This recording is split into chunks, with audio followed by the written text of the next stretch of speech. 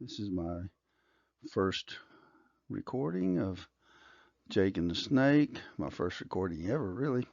Um, I have written a book. It's about a young boy named Jake and has a good moral truth to it that I think would benefit your child. My children have read them, and other people I know, their children have read them. So what I wanted to do today is kind of tell you a little something about myself and then also tell you something about the book. So, without further ado, we'll just move through here. I've given you the quick introduction. We're going to go through a little bit of a scene overview, a scene discussion, and then kind of display what the moral of the story is in a summary.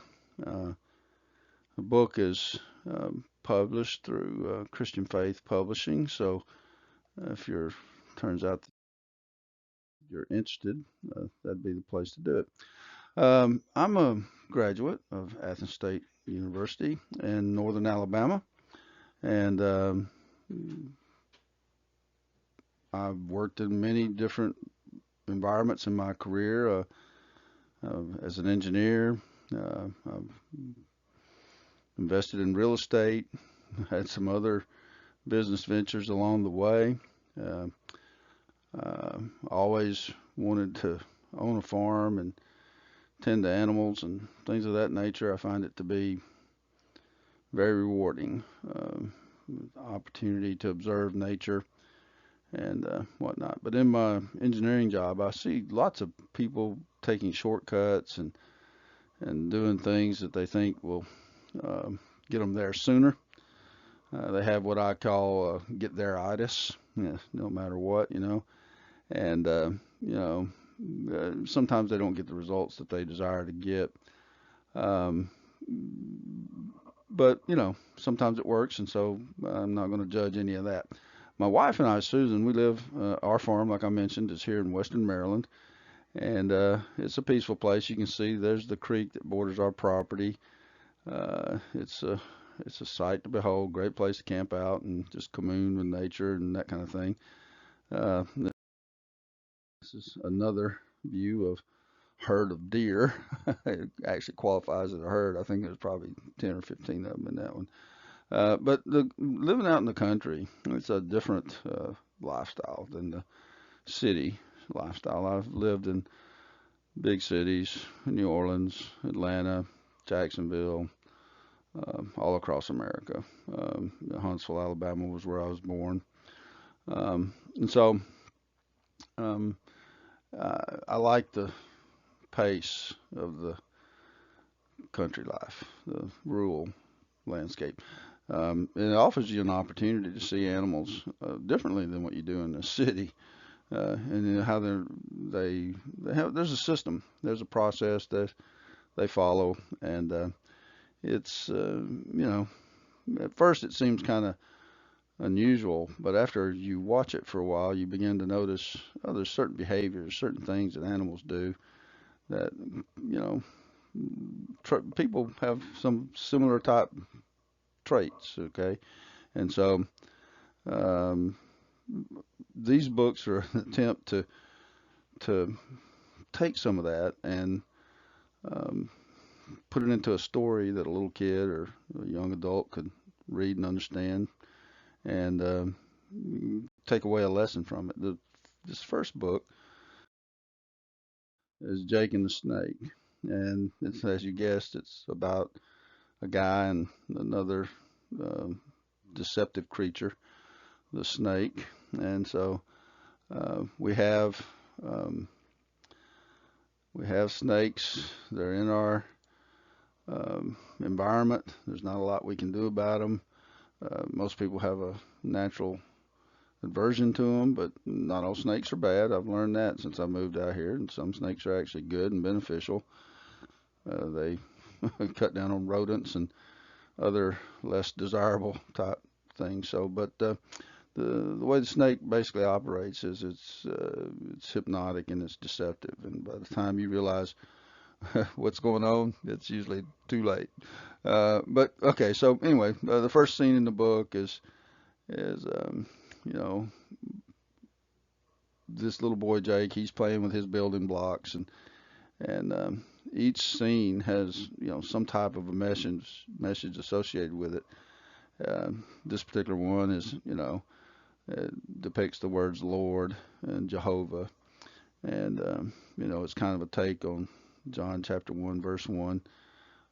In the beginning was the Word, and the Word was God, and the Word was uh, with Him, with God, and so or something along those lines, right? I mean, close enough. Paraphrasing. Uh, Maybe I ought to say that again because it's more like in the beginning. Well, I'll just read it off the. In the beginning was the Word, and the Word was with God, and the Word was God. And so, but that first scene, it just looks like a kid playing with blocks, but there's actually a deeper meaning. And each one of the scenes, and we'll go through them. There's the 10 letters carved in stone, reminiscent of the Mosaic covenant, and the 10 instructions there. Jake is a genuine article. He's not pretending to be anything he's not.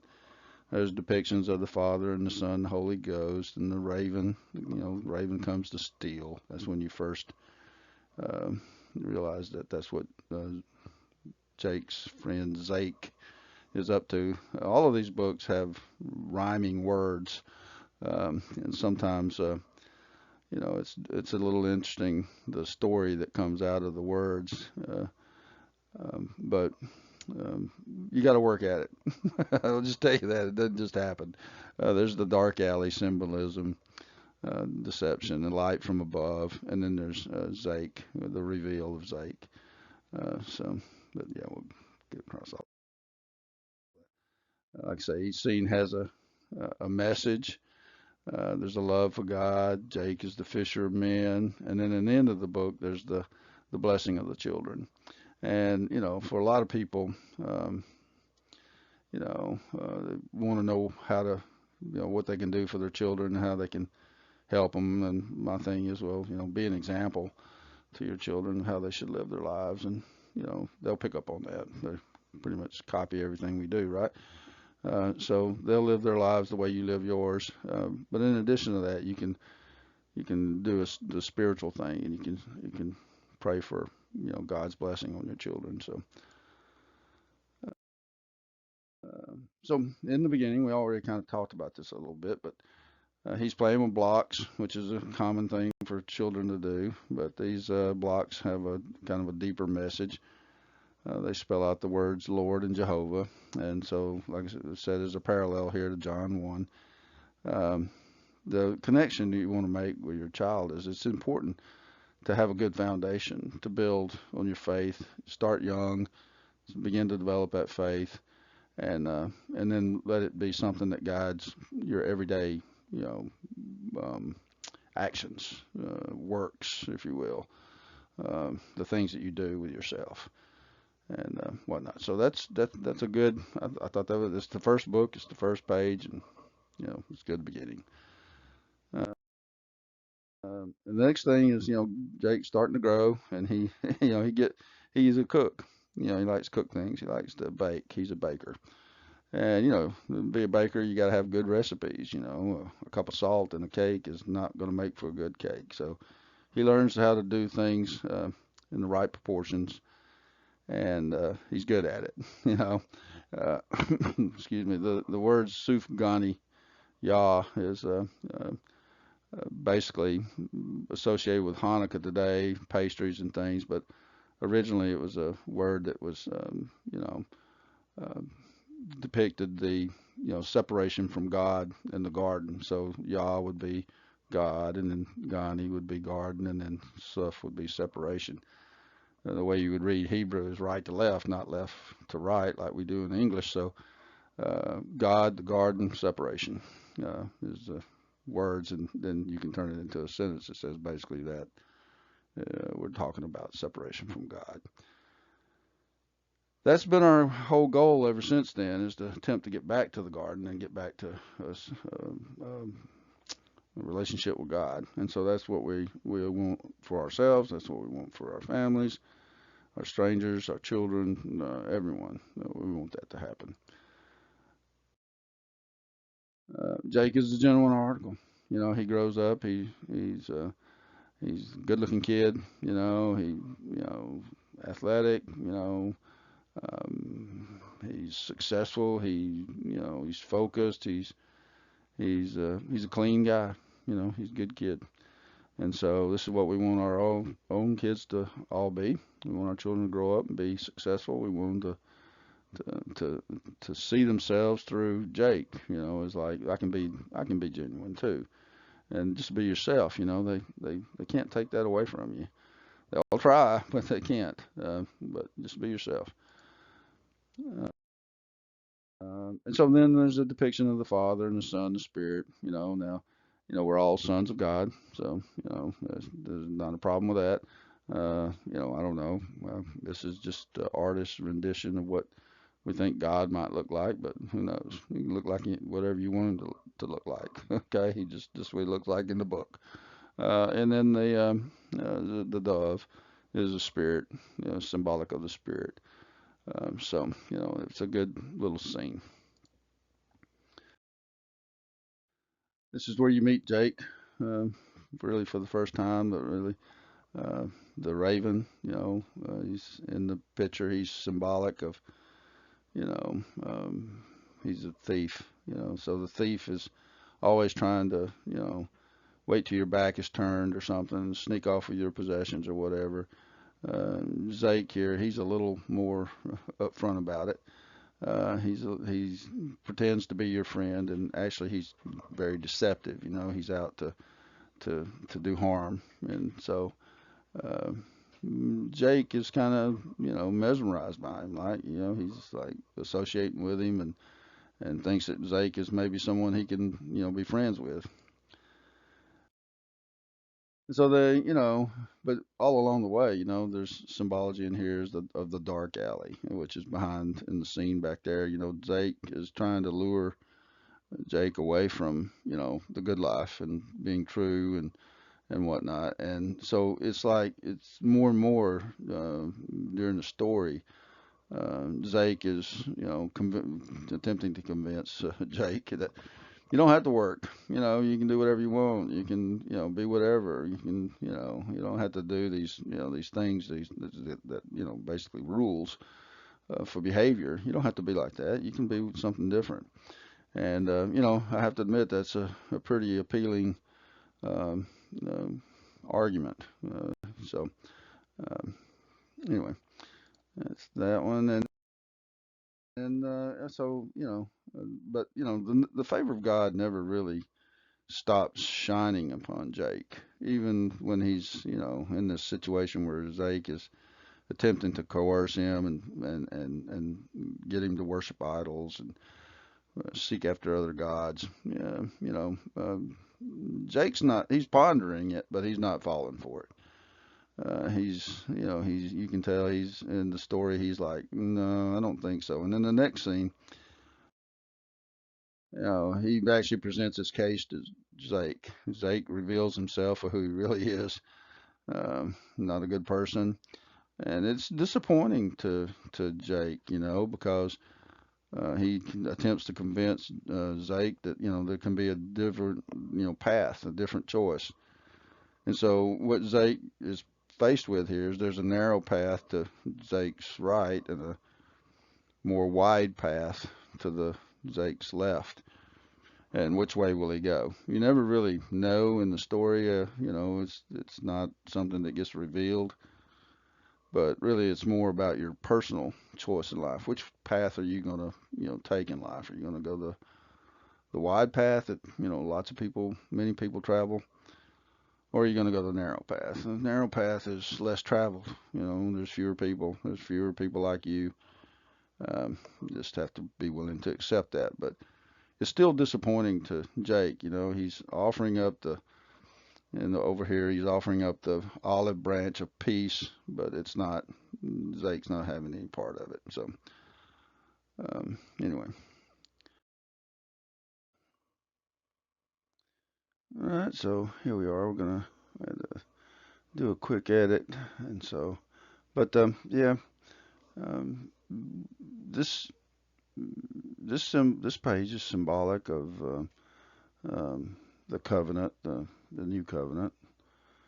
God will write His instructions on our hearts. Each book basically follows the same similar type format, and this is no different here with Zake and Jake and all of the interaction that goes on with them.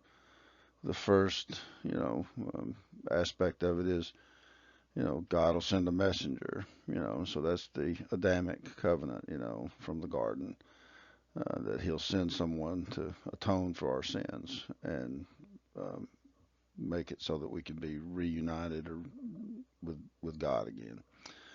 The second is the rainbow. I mean, it's the uh, Noahic covenant. God's mercy on the earth. He'll never flood the earth again or destroy it that way. Um, and so then you'll usually see either lots of stars in the skies in the books, or a lot of sand, and that's the basically the Abrahamic covenant that all your descendants will be, as the stars of the sky, or sand, uh, lots of sand out there, the innumerable particles of sand. And then there's the crown is usually symbolic of the Davidic covenant, the covenant with David, that his kingdom will basically endure, you know, forever, and so and it does, and it will. Jesus will return, and he'll sit on the throne, and um, he'll be the king of the earth. And so the Jane and the Trumpet Train addresses each one of the Davidic covenant keys of David, if you will, which is a good read. And then and then there's this one, the New Covenant, which is really not really a new covenant in a sense. It's actually a combination of all the previous covenants, so it's just adding to the covenants that already exist. So, but it's similar to like every month we have a new moon. It's the same old moon, kind of thing, but it's a new moon, and so and the moon grows and becomes fuller, and then it wanes and becomes new again. But yeah, so. Um, this is a good page. The heart symbol shows up pretty much in all the books too. So you'll see the common theme or a common approach to each of the books. And so that deals with that. So thank you for that. Here, Jake he's spreading the word. He's a fisher of men. He doesn't discriminate. Words for everybody. They're rich people. There are Romans. There are people, all types of races, creeds. There's even the little girl with the basket of bread, and the word is the bread of life, right? Uh, the fish symbol with the Yahshua in it, Yahweh, Yahweh, depending on who you listen to, is the Yah portion of that. Yah is God. And then Yeshua, that was Jesus, that was his name. That Yeshua means God's salvation. He came, or God's anointed, came to die for our sins. And so this is like a combination of the two words, Father and Son, and then the Spirit is represented by the fact that the sail is full of wind, which the Spirit moves like the wind. So it's a good symbol. It's a good page. I had to take a break there for a second. So the blessing of the children is the thing that really and truly that's what you want to do for your children. Uh, the symbols that he's using are most everyone would recognize it from Star Trek or something of that nature. Basically the blessing of the children is what the character in Star Trek would say is like live long and prosper. That's basically what you're telling your kids: live long and prosper. But it has a divine, a spiritual meaning. So it's a good book. Tree of Life is in the background. There's the rolling pin in the pitcher. So the rolling pin symbolic of the bread, the pitcher symbolic of the blood, and that kind of thing. So um, it's a good book. Um, the moral of the story is stay true to yourself and to the Father in heaven, and the Spirit will guide and protect you all the days of your life. Okay, so this is what we all want. We want God's favor. We want God's protection. Doesn't mean you're not going to have opportunities for trial or tribulation or things that just don't go right. But if you looking back on your life, you'll see that God's there. You'll see that He cares, and you'll see that He gets you through it, which is a good thing compared to what happens for a lot of other people. They don't know. So and so I would recommend you give this friend to your friends who are believers or not believers even, just because. Okay. Um, and so this is our team. This is me over to the left. My wife. Uh, she's just very supportive. We collaborate a lot on scenes, different scenes. My daughter, she's the one that puts together all these fancy presentations and keeps up with the stuff. And then I got little Lee here. She's proofreader. Okay, she's like my granddaughter. She's one of 9 grandchildren, and she loves these books even at a young age. Some of the projects we're working on every night before bed, she has to come down and look at the books and read the books and tell her about the books. She doesn't read very well, but she understands the pictures, right? So that's always a good thing to know. And so, in general, it's a children book. It teaches a good lesson. There's a lot of temptations. Probably could have written a whole lot more about this subject, but limited on pages, and you don't want to you don't want it to be like an encyclopedia. But the other books do talk about generic themes, and so if you like what you're seeing, don't hesitate to subscribe or whatever you need to do. If you don't like it, well, okay, nice knowing you, and good luck. And but if you're interested, you can purchase the book through Christian Faith, or you can go to the website and there's there Amazon, Barnes and Noble, all those people, different ones. I don't know if it's okay to mention them by name or not, but they're all out there, and you just go on the web, right? Everybody pretty much knows how to do that because, well, you found this, so that should be a good indicator. Yep. So, as mentioned, this is the information to the website. There's a page that talks about Jake and gives a little description about the book. And then, I'm sure if you go out and search, internet, just look for Jimmy Bright, author, you'll find a lot of books by me.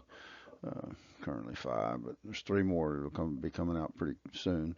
Um, and like I say, you can order the book or um, contact me, and we'll see what we can do. If you want to order a bunch of them and get a discount or something, we can try to work something like that too. But anyway, thank you for your time and thank you for your support, and we'll see you on the continuing journey. Thank you very much.